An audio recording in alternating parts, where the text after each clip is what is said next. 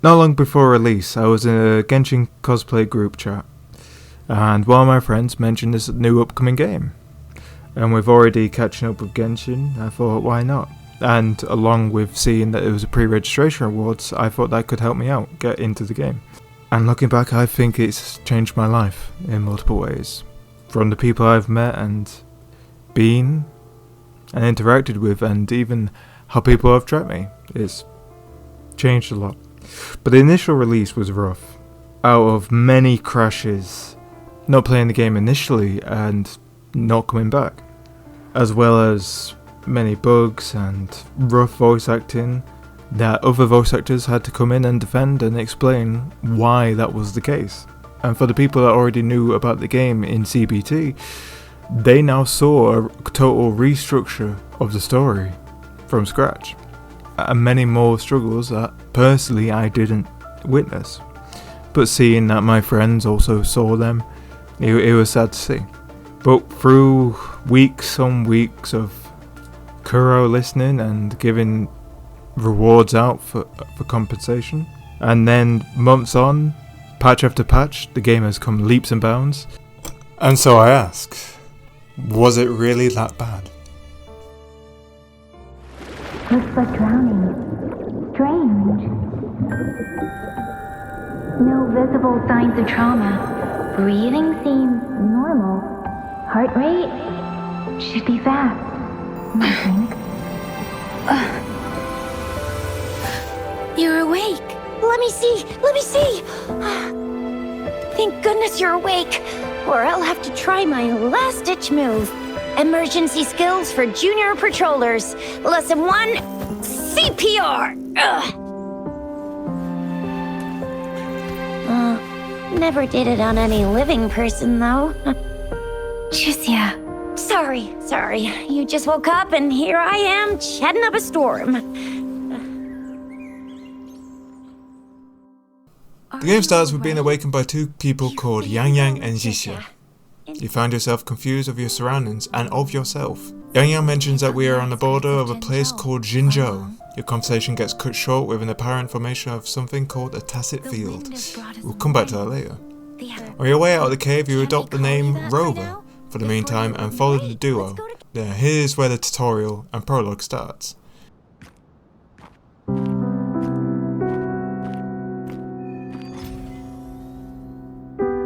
Here you can grab items off the ground, along with the game teaching you the basics of mechanics.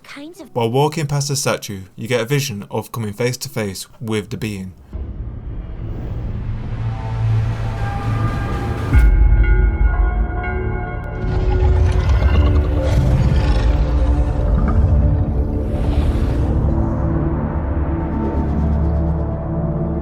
Yang notices you staring and explains that the statue is of something called a sentinel, and that this one is called Zhue. It is the sentinel of Huanglong, which Jinzhou, and where we are, is within, and the other cities have their own sentinel creature. After optional further questions with Yang, you get interrupted by Guixu, finding more enemies, and here is where we learn the mechanic of intro and outro skill, along with teaming up with other characters, like Yang. After the fight, you find another mechanic in chests and rewards.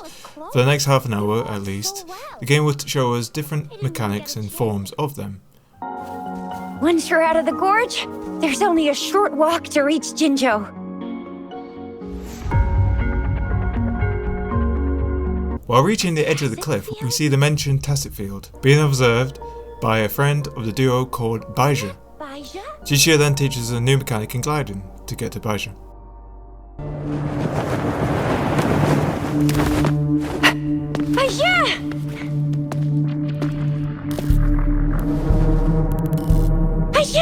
We're in a dormant Tacet field, right?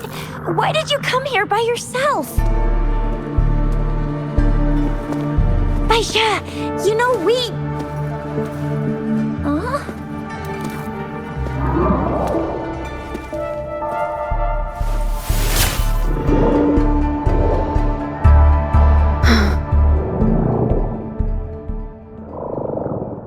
You are all right, it seems. Yeah, she was super energetic. Handled a super big TD. Way more spirited than me. I've been keeping an eye on her condition through the stream. After being somewhat interrogated by Baja, we get interrupted.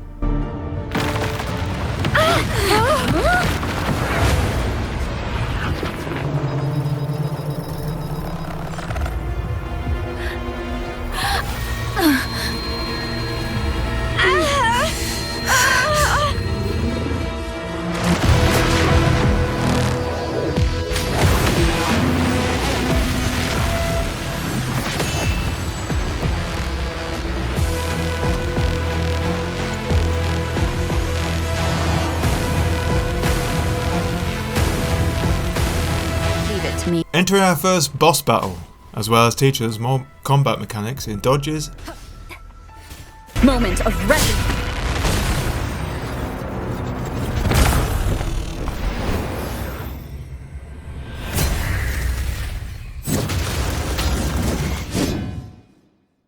And after the second phase cutscene, the parry mechanic.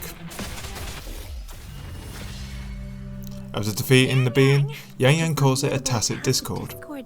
Hopefully this is on. So now I'll try and explain some terminology, because it's going to be bloody loads. Tacet discords are mechanically just enemies that you'll come up across. Broadly, not all, but I think most. That's not going to stay there, is it? They're sentinel beings made of the residual frequencies from the Wave 1 phenomenons, with different classes from Common, Elite, Overlord and Calamity. A lot of terminology there. Pretty much the frequencies, all of like their DNA and energy are these slivers or frequencies. Again, the whole game is of sound, WutheringWaves, Discord, Resonators, it's all through sound. Now the Wave 1 phenomenon is a group of events caused by the lament.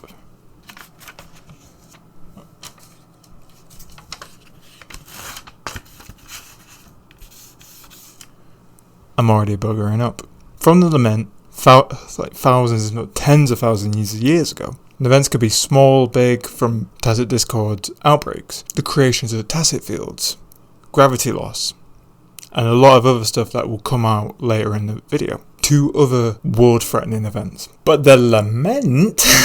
Lament is one of the most important parts of the game.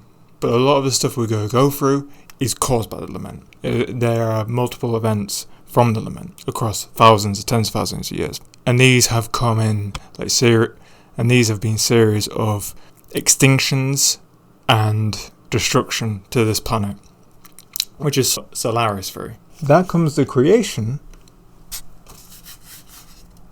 of resonators. And resonators are things or people like us, Yang Yang and Jinhsi, and that resonate with objects, abilities, manipulate the frequencies of elements. And their ability, or forte, comes from a Tacet mark anywhere on their body. Everyone is different. Also, outside or on the game, each resonator's Tacet mark has multiple stars or points, and each character has different ones, and they're mainly for their character quality. So the 4 stars and 5 stars, except characters or resonators that resonate with their sentinel, like Jinzhou, that we will get to meet, who have 6 stars. There are also 3 ways to get a Tacet mark. There is one, naturally, from just going through the motions of awakening. 2, a mutation, which is much more intense, from those experiencing extreme conditions. 2 being a mutant or mutated, being those that have awoken through extreme conditions, surges of energy, emotional distress and life-changing events causing their awakening. And then 3, the last one, congenital, being those who are just born with one. Also, the abilities are called attributes, like the little icon. All resonators have attributes, not elements.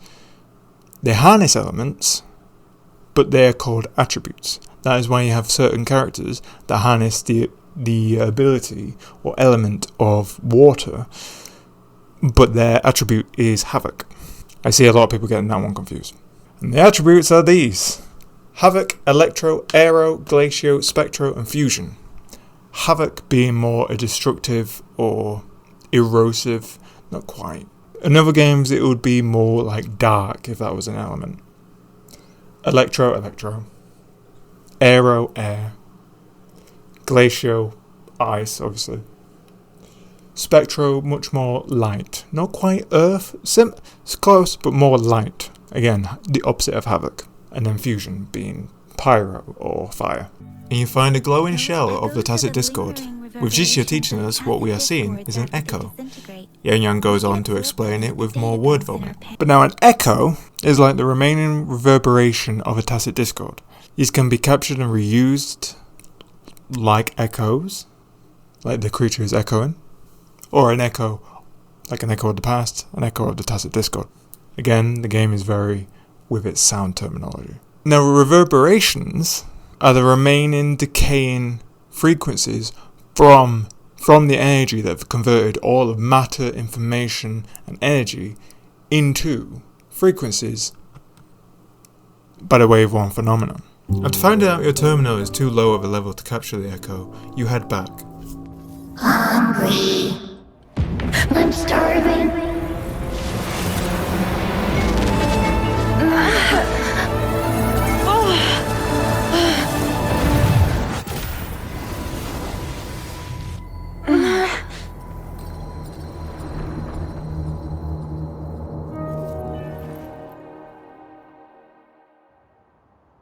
After finding out you can absorb echoes with your own body, the trio get confused about you, as even though not impossible, it is extremely rare to the point of legend.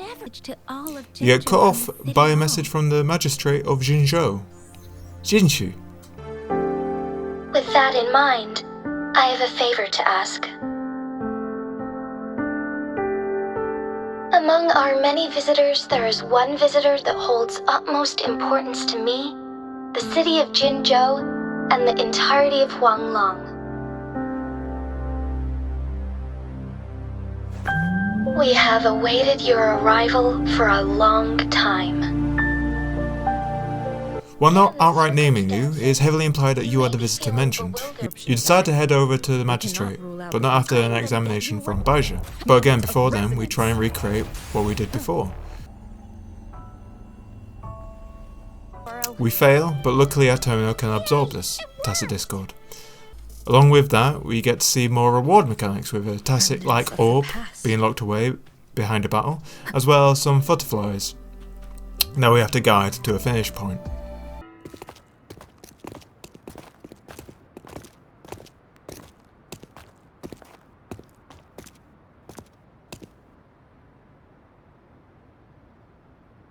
Rover?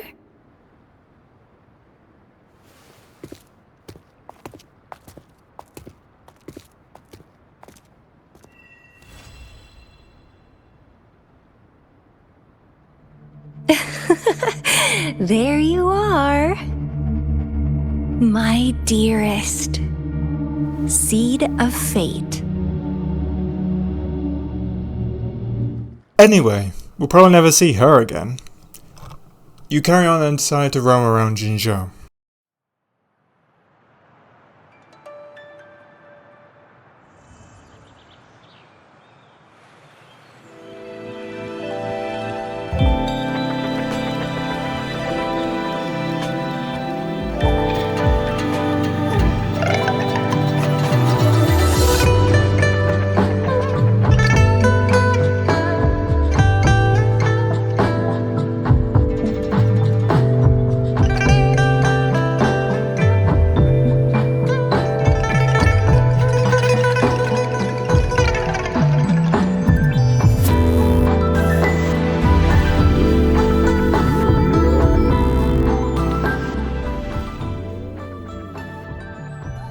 Here we get another new Resonator in Guixu. Resonators are those with a Tacet mark and can manipulate an attribute. Guixu leads you to a Nexus beacon which registers your terminal and opens the map up more, as well as all beacons heal you fully and lets you fast travel. Heading up to City Hall, you regroup and question the meeting, but you head in alone anyway.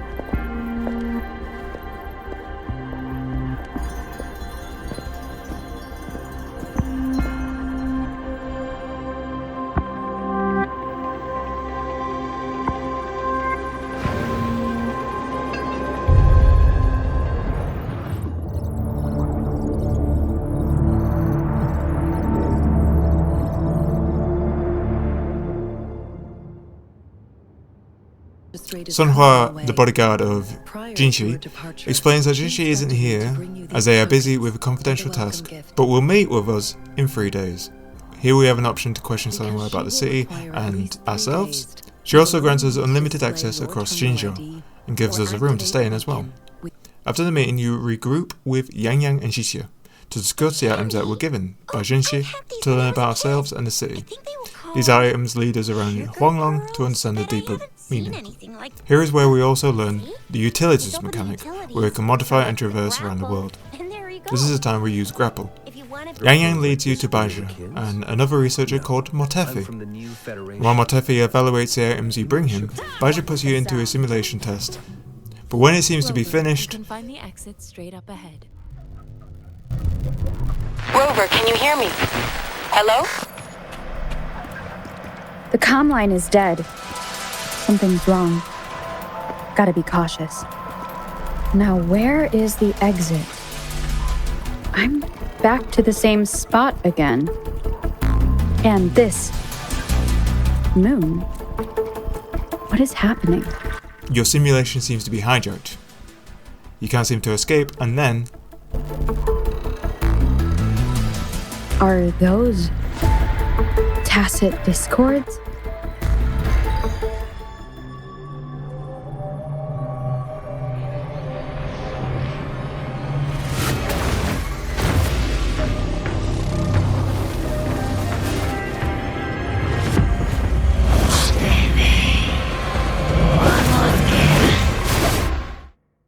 One cell, Baizhi theorizes that our sudden appearance has reignited or enhanced some energy that she was observing prior to our arrival.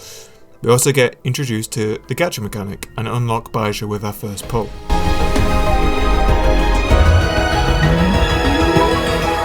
I am Baizhi, a researcher at the Huaxu Academy.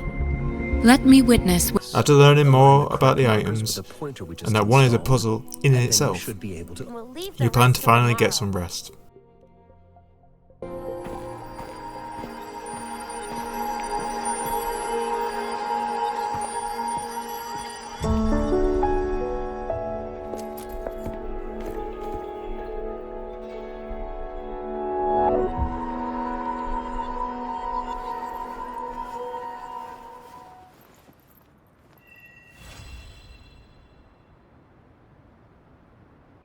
After a meal, you plan to head out of the city, which then unlocks a portion of the event tab to the player. Not all of it though.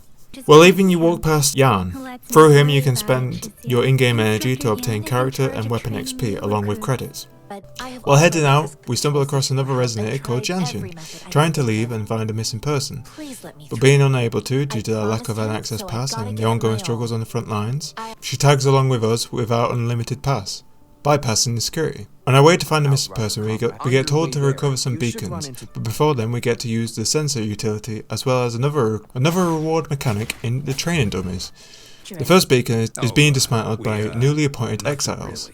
Exiles are simply like the name, civilians rejected by society and also reject the control from local authorities. While not malicious, they are known for committing crimes just to survive. But they are doing this out of lack of support, so Jinhsi gives them enough money to get back to the city, even though they try and fight us. The second beacon is surrounded by vines you have to burn, with another mechanic, along with completing a Connect the Colours minigame.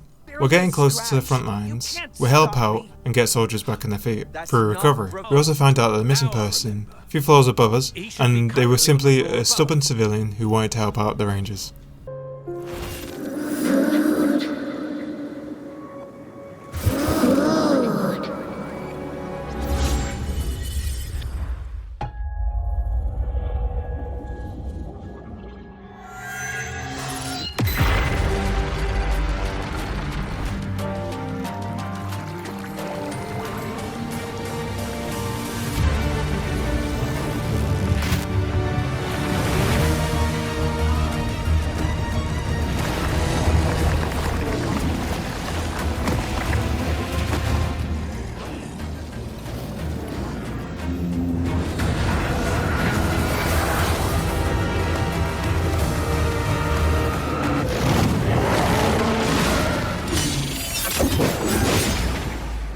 General!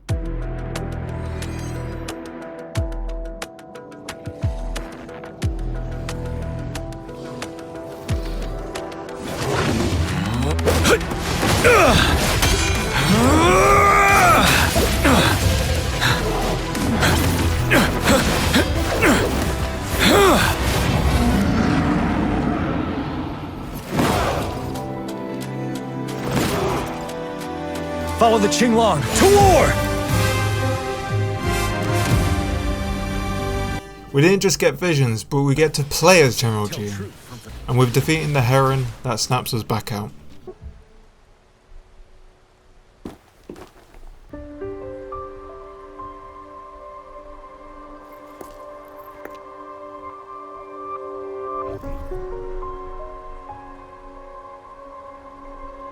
Rover?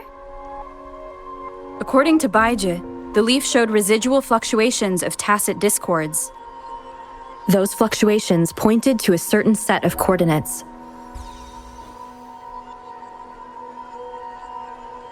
And that is... Guixu village in the Central Plains.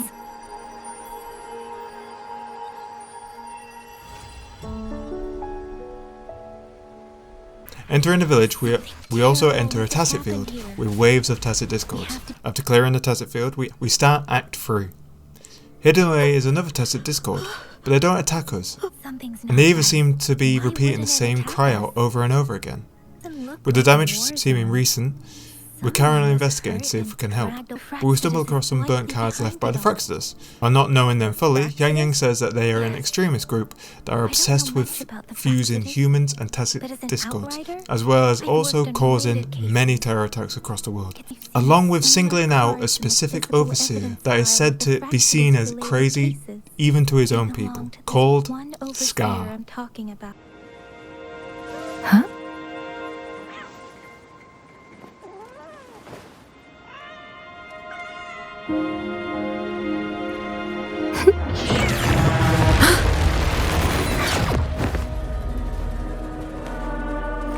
Guess you won't need my self-introduction. Oh, I spent so much time on it.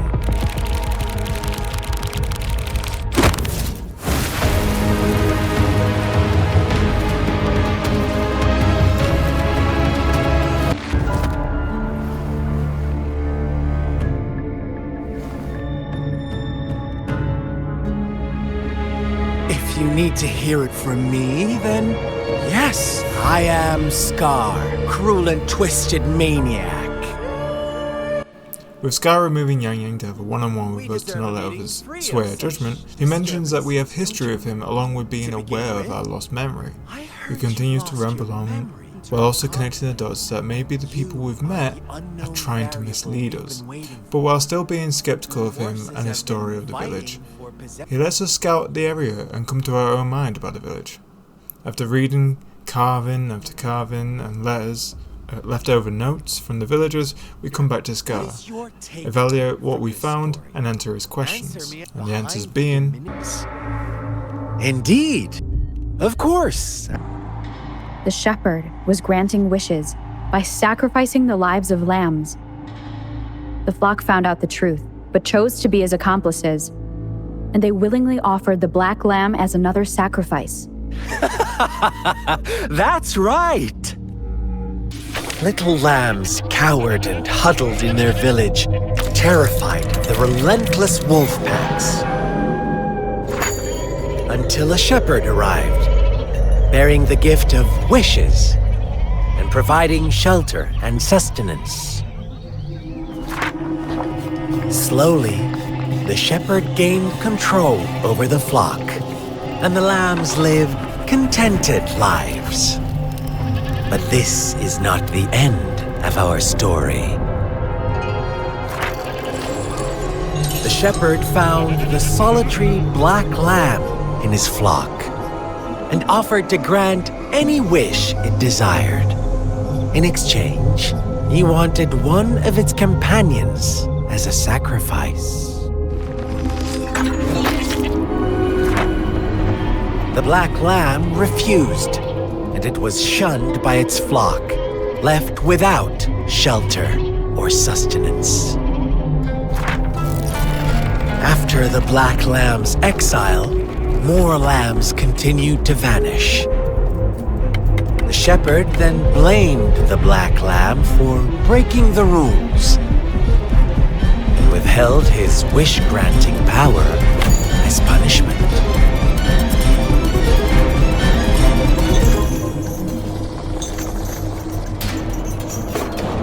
From the very beginning, the lambs knew the risk of making wishes. They too could become sacrifices for those of others. But they always believed it wouldn't be them. Meanwhile, some lambs reasoned that since they had already risked being sacrificed for someone else's wish, it was then only fair to pass on that risk for a chance at fulfilling their own desires. And so they continued to play the game. They all knew the consequences, but chose to remain silent. Fearful, yet greedy, they followed the shepherd's orders and made wishes again and again, until one day, a brave black lamb spoke up, shattering the flock's facade, their illusion of a peaceful and happy life.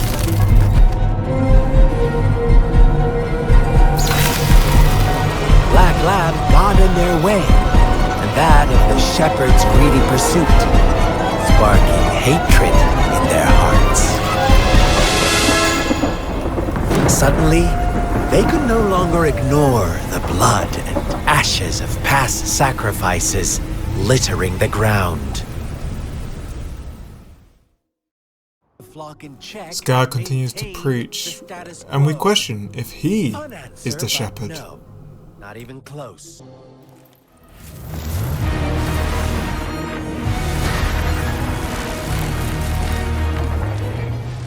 After traversing through one of Scar's domains, we get to him face to face. And while fighting Scar, Yang finally breaks free and is also able to free us from Scar's illusion. But when we're out, we get met by an unnamed woman in a similar clothing style to Scar.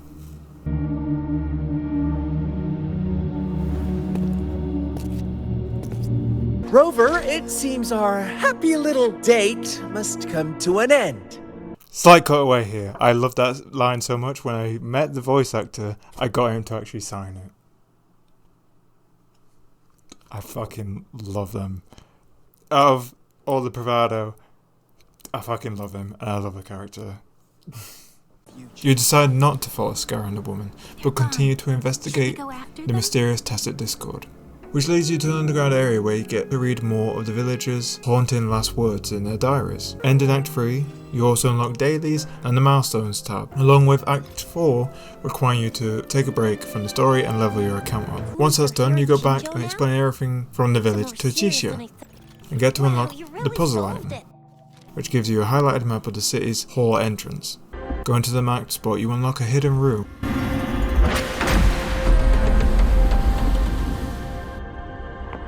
which then makes you go from room to room to power up her control panel, which also lowers the water. After completing the task, it leads you to a grand library, where you needed to be. But while Jinhsi isn't here yet, we decide to look around. Thank you for leading the way, Rover. What a magnificent place to set foot in. Extensive, exhaustive. Oh, how I want to carve the place inside out and blow it all to shreds. Thought you'd seem a bit more surprised. I wonder why.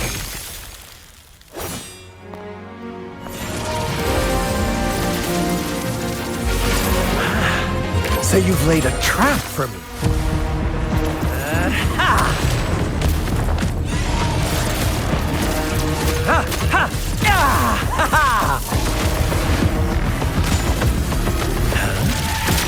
Interesting. Do you really think you can trap me here? You will not escape. What a shame I can't stay and play with you a bit longer. Till we meet again, dear friends. You're not going anywhere! We chase Scar down into his domain and fight him again. But this time he has a second phase and transforms.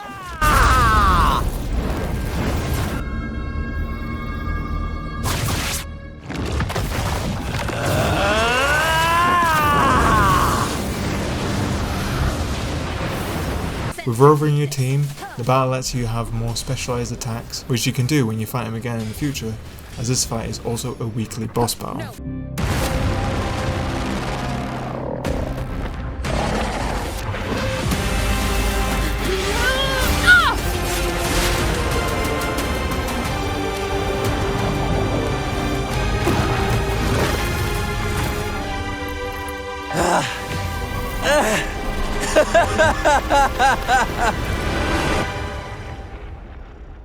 With Scar defeated, we go back to the library with Scar handcuffed. We get a vision of her first meeting with Jinhsi, as she plans out how we will counter and capture Scar, as well as she explains where she's been and her struggles with Guixu, as the dangers of an absent sentinel held hostage by the Frexidus. After more questions and back and forth about our link to the sentinel and the tree, we go back to putting Scar in prison, but not before we interrogate him more. Do you have anything to say? Scar even goes on to whisper a prophecy that shocks Jinhsi, leaves us with a strong parting message. You are one of us, the Black Lambs, and you have been chosen to join us, ushering in the new world. Once you discover what you really are, you will come to us with no hesitation. Frexidus awaits your arrival with open arms, and I look forward to that day in sincere anticipation.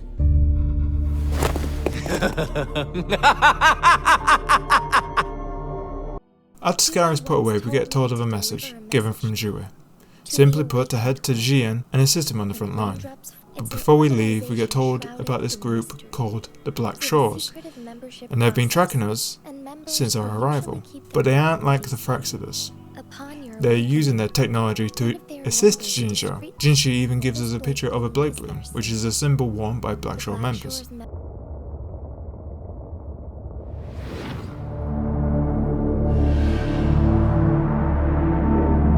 Rover, are you alright? After we leave, we the players get to see a conversation between Jinhsi and an unnamed woman.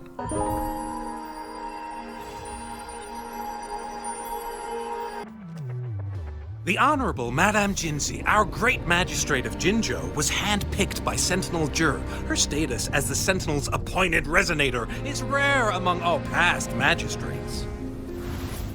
Our Jinzhou was leaderless for years until Jur finally chose her to be the next magistrate, and she answered the call. To further elaborate, we must start with the battle beneath the Crescent. The Norfall Barons, scarred by countless wars, discarded weapons scattered like bones. Our soldiers had fought to reclaim the land for years, to no avail. Overthrax, the dreadful Threnodian monster, fed on the frequencies of weapons, turning our fallen soldiers into deadly Tacet discords. General of the Midnight Rangers, Guixu Lin, bravely rose to confront the threat. As twin moons aligned, General Guixu Lin vowed to vanquish evil, raising his blade against the blood-red crescent that foretold destruction. His sword blazed with black flames, laying waste to all who dared stand in his way. Victory seemed certain. Until the Retroactive Rain began to fall. Raindrops fell upwards, as in the past. Monsters raged, loyal souls fell to blood-soaked sands, infernal carnage. Issuing his last command, Guixu Lin demanded all soldiers stand firm, no matter what happened. Sacrificing his body to the black flames for power, Guixu Lin charged at the Overthrax with all his might, and he was never seen again.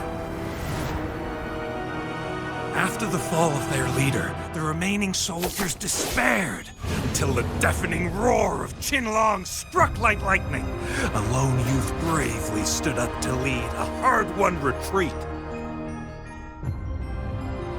After the battle, that young man who tamed the wind ascended to fame, becoming the new general of the Midnight Rangers, selected by Sentinel Jur. On the other hand, General Guixu was blamed for the massive losses that occurred under his command, earning him a notorious reputation in Huanlong.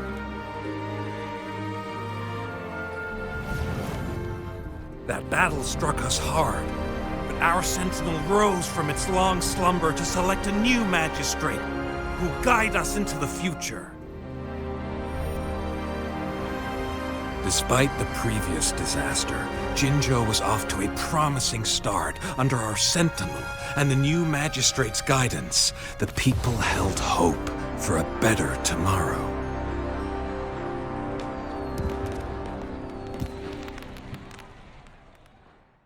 After talking to Yang Yang and Guixu about the Blake Bloom, they take you to someone they think would know more, but after coming up short they tell us to talk to a plant-type Resonator. Here is also where you can exchange any caskets you collected along the way to level up the rover. But following the trail of flowers on the mountains, it leads you to...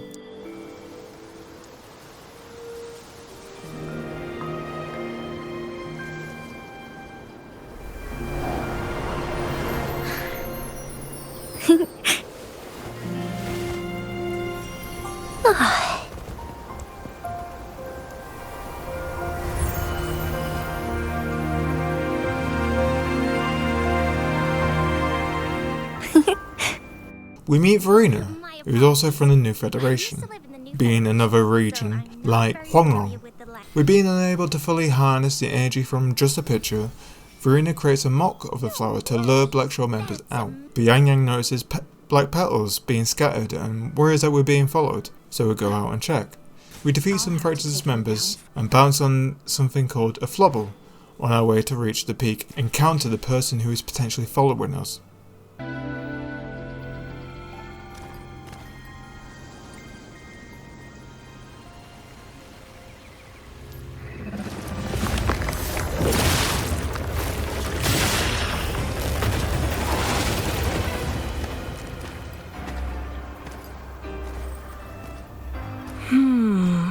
Looking for me?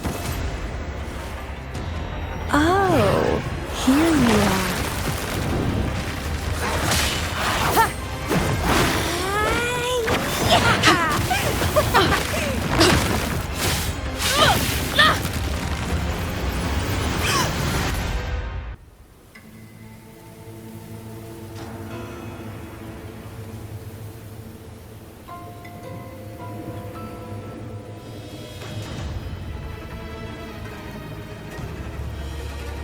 We have a very intimate interaction with a mysterious woman who admits that she is a part of the Black Shores, but doesn't care to save the world and only cares about the ultimate pleasure. And that apparently she has been protecting us and has no affiliation with the Fraxers. And we've having enough with questions.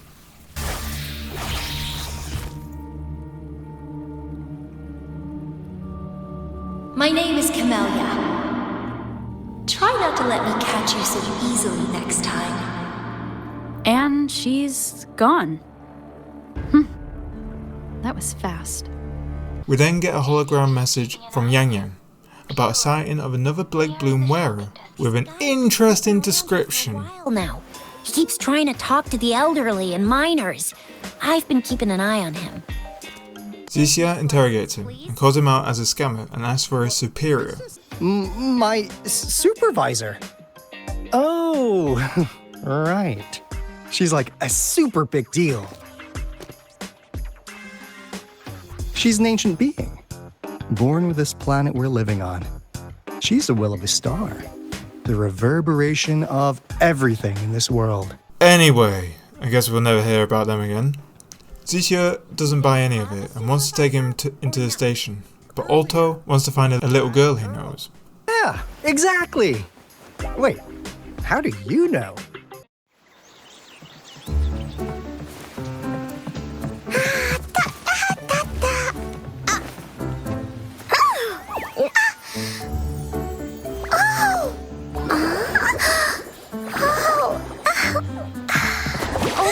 Watch out! It's dangerous to run like that.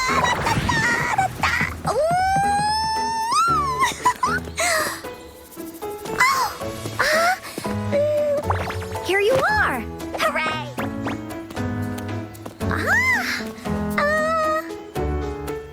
Little one, is your name Encore?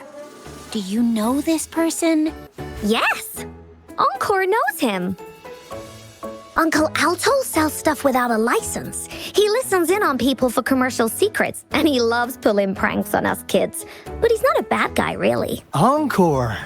Some things are better left unspoken, you know. Since the situation has come to this, I've got no choice but to tell you. Indeed! We're here for business, and it's a crucial one.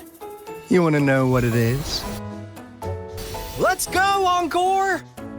After interacting with Alto's after images, you finally corner him, giving us a 2-on-1 conversation after Encore pops up. Alto also points out that he saw through our plan, but he still wanted to cooperate with us as they planned to activate a resonance beacon, even giving us a real Blake Bloom. And if that didn't sway us... Oh, please help us. Pretty please. Look at this poor child, pleading to you like that. How could anyone have the heart to decline? The deal settled then. With Alto and Encore leaving, we regroup with the others and Verena confirms the Blake Bloom is real. Going to the mentioned location, Alto explains that we're here due to the Courte of Savantae research organization and their practices, but mainly because one day all the members just disappeared, but all we have are just stories. We arrive at a beacon, but we do further investigating and try to get inside, with the first puzzle being a disc rotation. When inside, Alto points out that the savants were trying to recreate Retroactive Rain, which is a form of a previously mentioned waveform phenomenon, which contains something called remnant energy, which is pretty much the pure form of frequency energy, which was, like mentioned earlier, pretty much the DNA of everything from knowledge, time and space, everything that has ever existed, and something called the etheric sea. Probably not pronounced right. Though we don't know much on it, but we know that it forms Tacet fields, disrupts terminals, and is made of condensed remnant energy. Being caught in the rain, while somewhat harmless at the start, will create illusions and give hallucinations, while also being a magnet for Tacet discords. So it potentially being very harmful for the front lines of a battlefield. So there's 3 stages. The first stage is just when the rain is normal and flowing down. The second stage is when it is in mid-air, like time has stopped. And then the third stage, when it's gone critical, is when the rain flows up, like time is being reversed. With that explained, we are currently standing in the second phase, and with also knowing the potential outcome of being around Retroactive Rain, along with having to fight echoes on the way in, that potentially explains that they succumbed to their hallucinations. With Alto still unsure why they went to such lengths to recreate the rain, we go from room to room, listen to holograms of researchers, and find out that they were sponsored by a Fractus overseer, and they were trying to recreate the divine miracle. But after one last puzzle, we got a last hologram message with a special appearance of a very familiar face. It's getting closer. These will be my final words. I thought my enemies were misconceptions, waning passion, and my own ignorance. Only in the end did I realize time is my ultimate foe. The future being hailing from our past. Please save us once again. Please keep pushing forward until you reach the real gate that can change the world.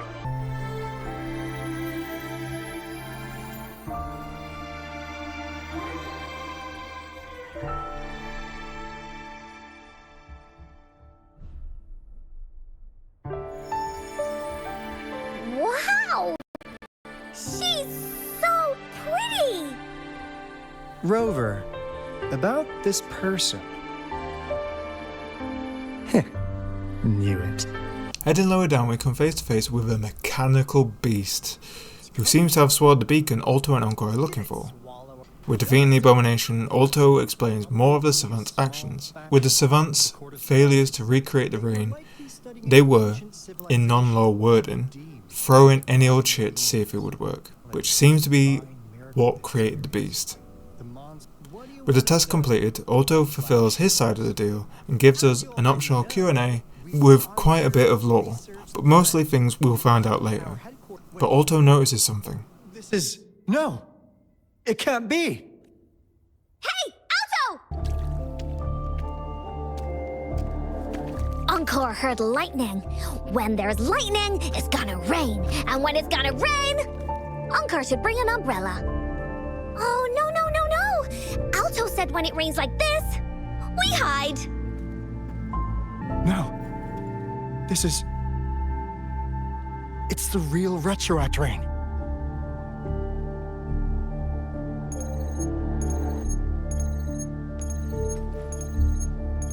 Rover, Jinzhou. Jinzhou is under attack. It's a TD outbreak.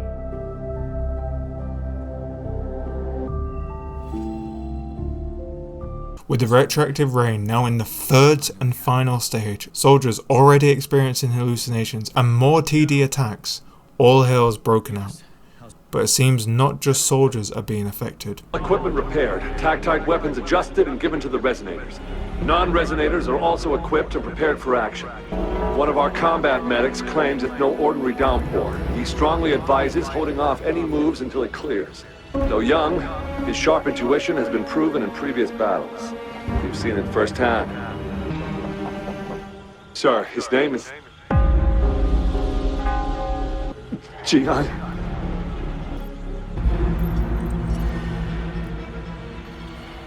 General, help. Please, help me. What do you make of this, Jian? And now, you're asking me to sit back and do nothing because of some phantoms. But what about your brethren, friends, and comrades, as you witness them viciously slain before your eyes, one by one? Will you still remain silent when their souls demand an answer? With GN also being affected, we fight off a wave of TDs, responding back to the previous general, Guixu Lin. GN even recounts the prophecy. Roving traveler shall return. The prophecy is being fulfilled. Could it be?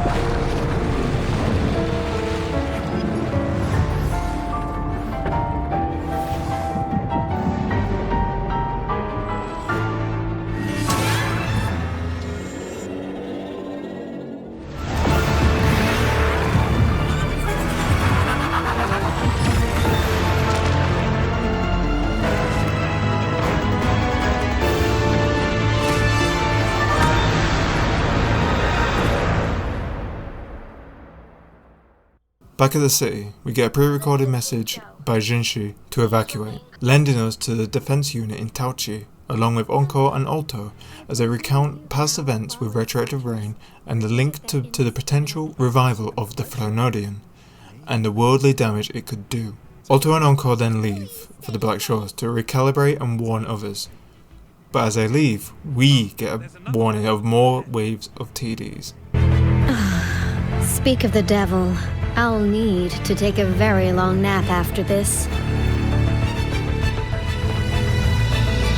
Activate the defense mechanisms!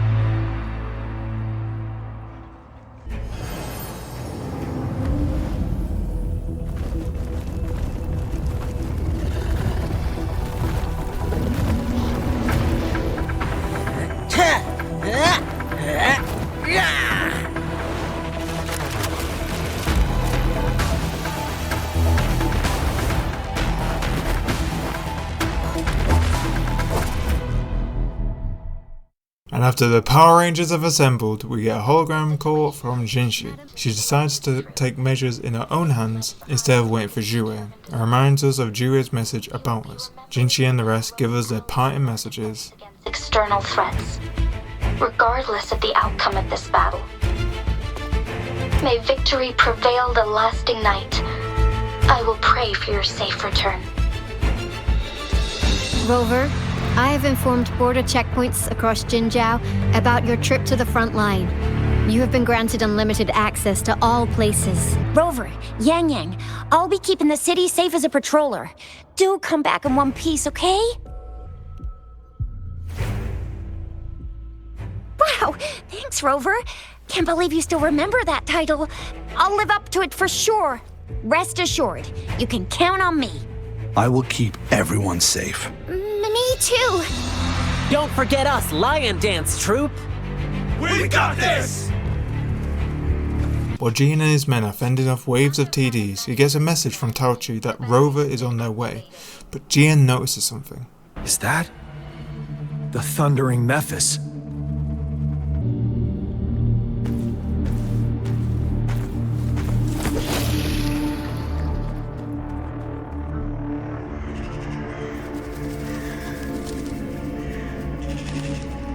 On Rover's side, we cross no man's land and come across a wounded soldier, and they warn us, in their dying breath, of the return of a TD called the Thundering Memphis.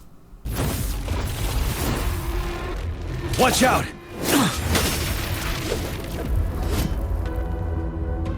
It's him, General.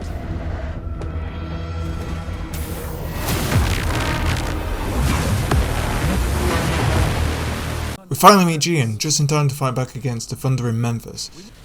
After defeating it, Gian mentions that the Memphis is made of reverberations of fallen soldiers, so the more men fall, the more it will come back. This also gives us a brief time to introduce ourselves, as well as Gian explains that he knows more of the prophecy, as he was told it by Jue themselves when Gian was selected as the current general, even before Jinhsi was appointed.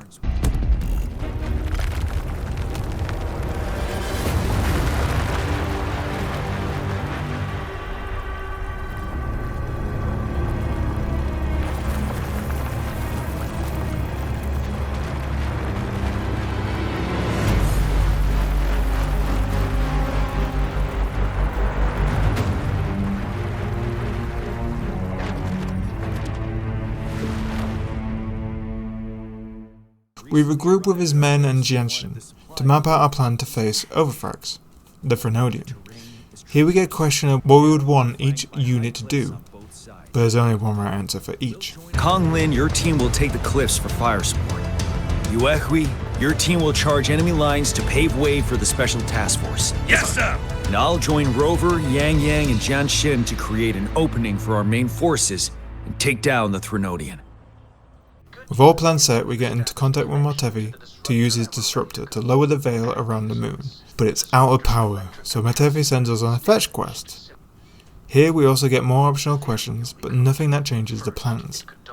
On our way to restore the energy, we witness, I think, our first death in real time. But please defeat that monster. For us, thank Thank you.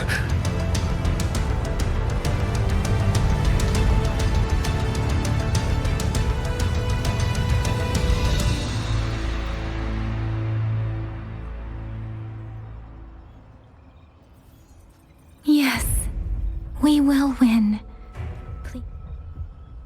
When fully recharged, we notice the rain has stopped, and also get told by Mortefi that due to the power usage of the disruptor, we don't have much room for error, along with Jinhsi giving us permission to fire in combat, as even if it backfires, she will bear the consequences no matter the outcome.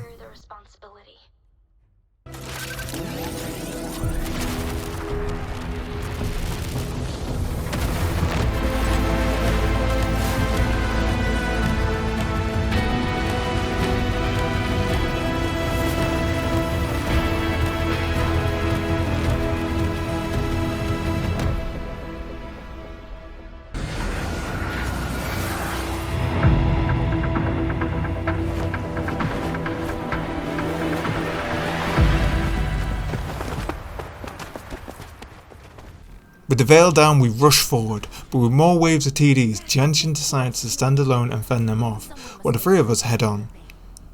With every passage to the Frenodian being cut off and blocked, we scale the building's remains, and even having to make our own way by pulling and manoeuvring floating debris to get to higher ground. We also get a moment to heal, as while GN is a DPS and doesn't heal in game, in the story GN was previously a medic. With another shot from the cannon, Mortefi chimes in and mentions that it only has enough energy for one more shot. So not wanting to use it, we resort to defeating the remaining TDs by crushing them with what's around us, from walls to roofs. It is so dangerous here that we even get attacked and have to fight the Heron again.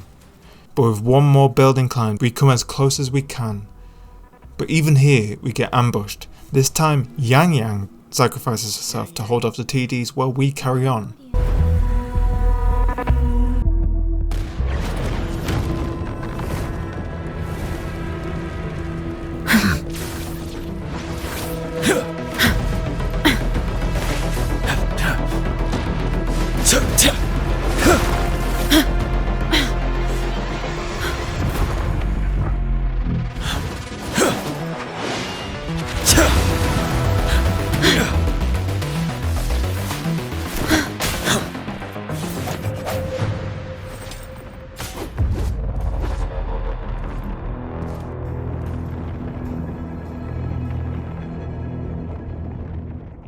With giving the command and creating an opening, we enter the heart, only to find...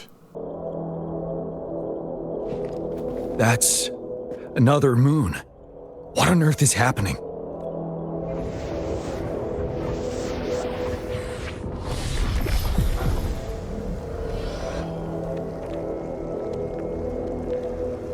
The Crownless. The Frenodian has reconstructed its frequencies.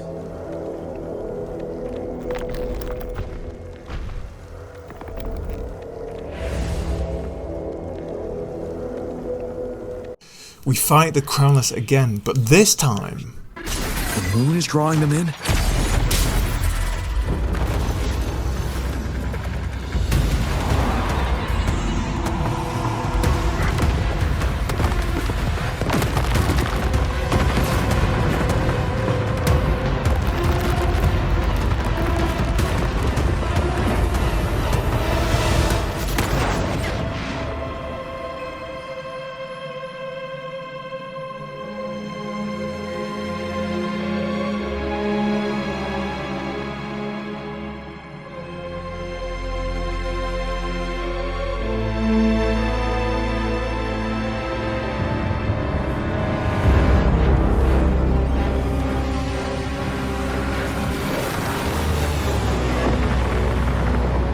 That moon has... They turn into another Tacet Discord that looks familiar, but getting hit by a critical hit.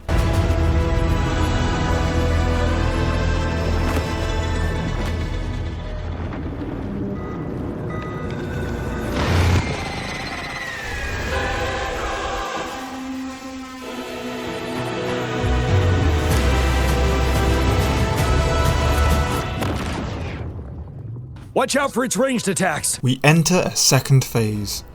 and with the TD's onslaught of attacks, Jian uses his ability to hold off and deflect them for Rover. But something's wrong.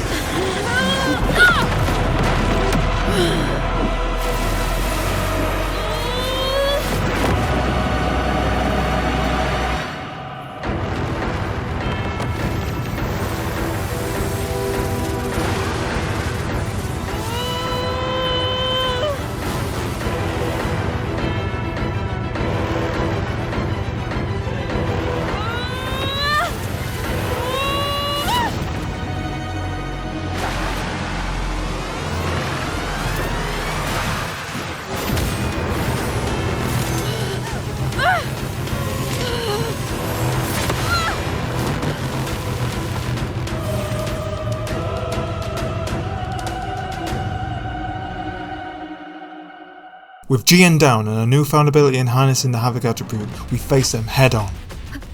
But not all is lost. With a quick swap with a re-energized Jian, we take them on together. And with a final blow,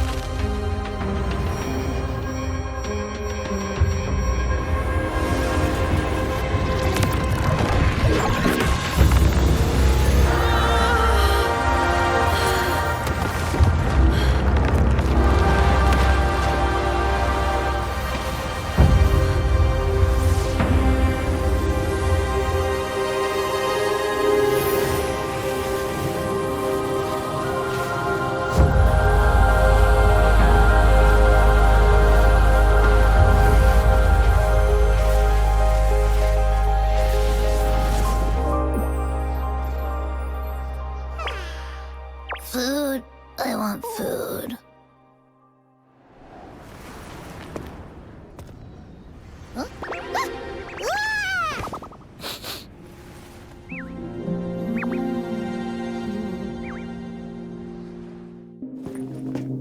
As the conceptualization of war, somehow it opted to flee instead of fighting us properly.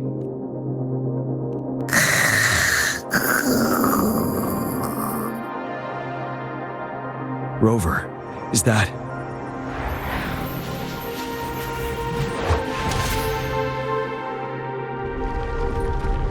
This place is collapsing soon. Let's get out of here first. Gather round, I have a tale to spin. Our feather-haired maiden faces a horde of beasts. And just in time, a ray of light. Sunbeams burst through the clouds, banishing darkness out of sight.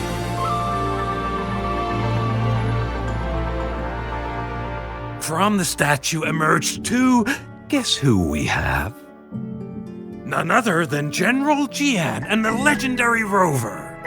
And lo, ruins fell, a colossus shattered, the Overthrax meets its defeat. Mountains and rivers exulted in glee as the war's finale came to be. As they say, Why fear when fate is ours to shape? Amidst setbacks, heroes will rise to conquer. Their determination fuels the fire of hope in our darkest hour. Under starlit skies we battled, divine rune roaring above. Now victorious, our songs of triumph shall shake the clouds. And our story goes on. And that ends 1.0 of WutheringWaves, the first few acts. There are two more acts in the first chapter before going on to another region. While this actually went for development hell near enough, and all of it had to be scrapped within half a year before actual release, they had a lot going on.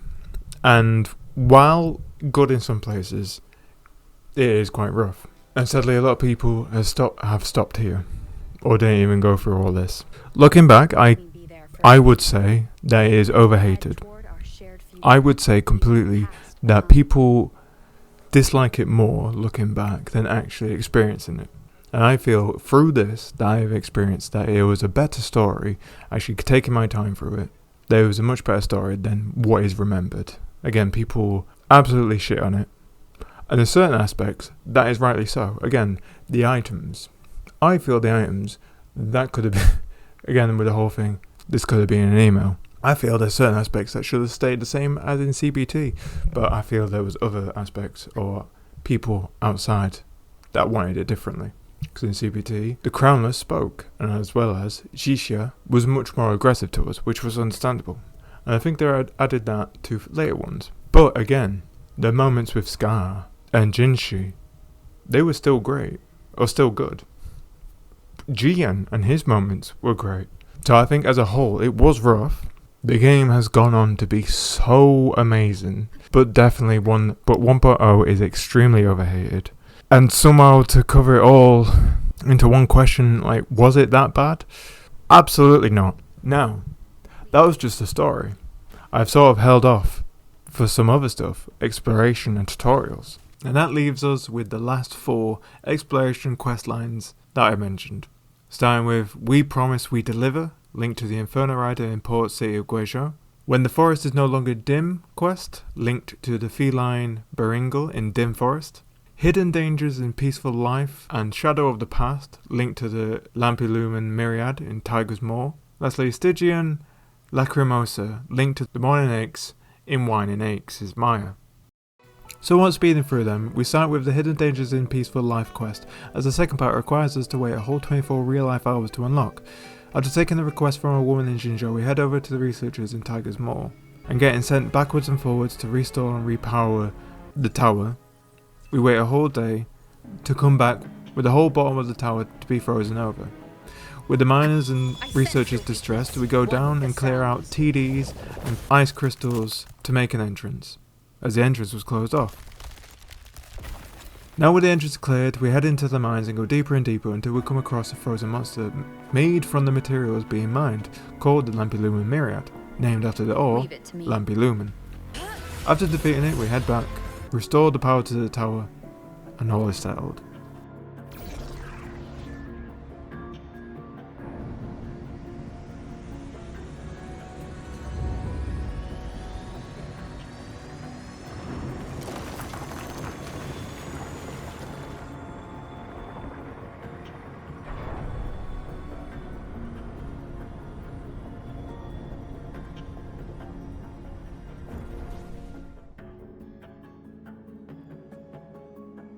Another quest I'll speed over. When the forest is no longer dim.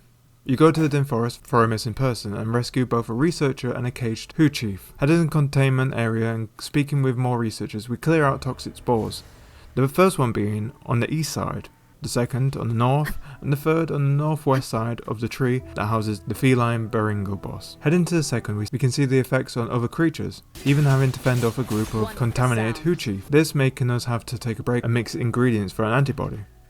After clearing the third spore and entering an abandoned research facility, we climb the giant tree to be met with the final spore. After defeating the last remaining infected Hu Chief and destroying the spore, we cleanse the area.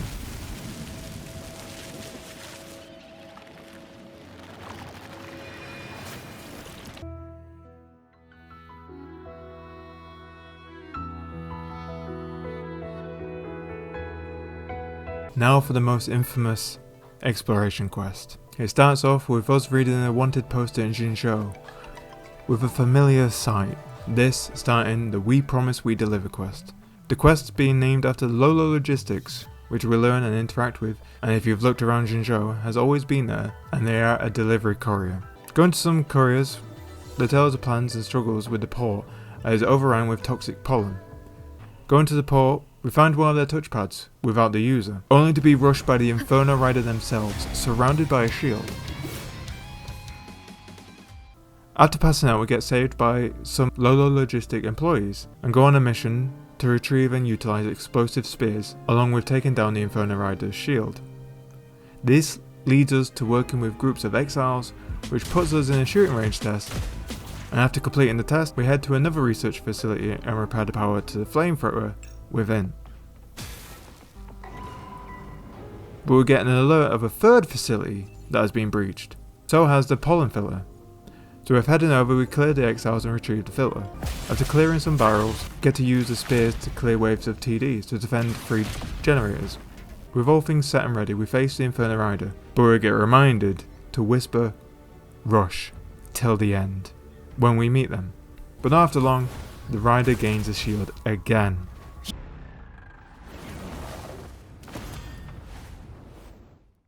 With Mimika throwing us a spear, we take care of the shield and get back to taking on the Rider.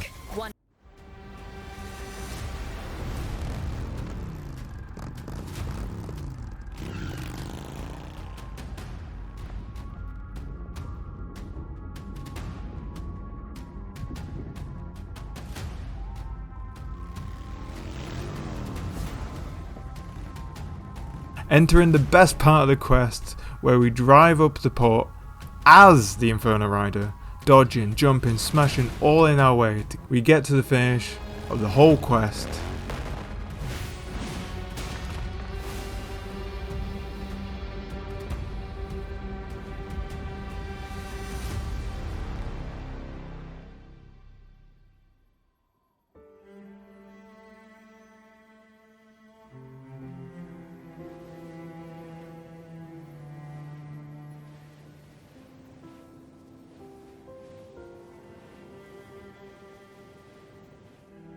Well, not before chatting with more couriers.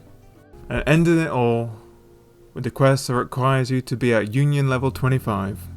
Union level being your account. The quest, the Stygian Lacrimosa. Starting the quest, we take care of some exiles along with some rangers. We come across a phantom, but fading with a broken message, we try and backtrack our steps to learn more and retrieve Juya's backpack, with new mechanic of utilising a vortex to dissolve the mud around us. After talking with NPCs, we head to an abandoned area underground, where we find more TDs swarmed in the mud and found out that our vortex can also remove shields. Leaving the cave, we come across a suppressor, and while it activates, we have to fend off waves of TDs, as well as mud splodges being thrown our way. Luckily, with learning our vortex removes shields, it goes smoothly.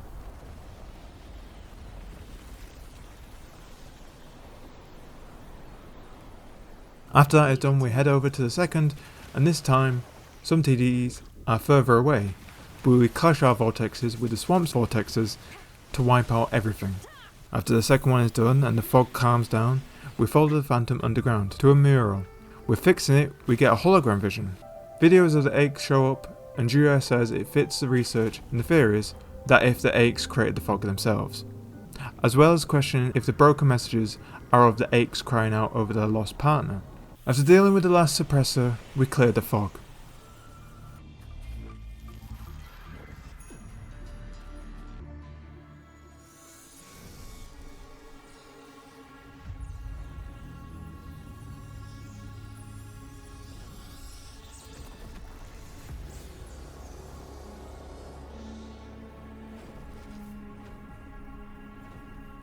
Only for the eggs to strike.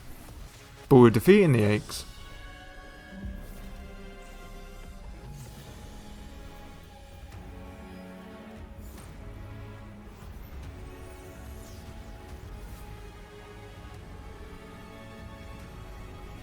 We project ourselves as the Aches and chase after. Flying across and over the Aches' mire, we keep firing until...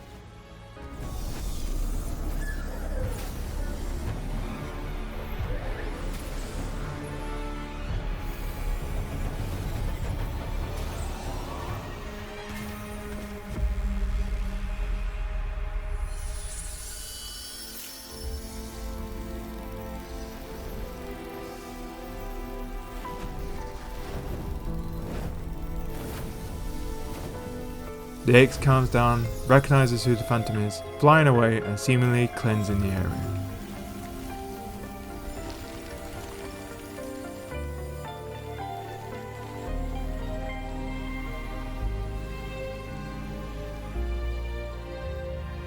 And that ends 1.0.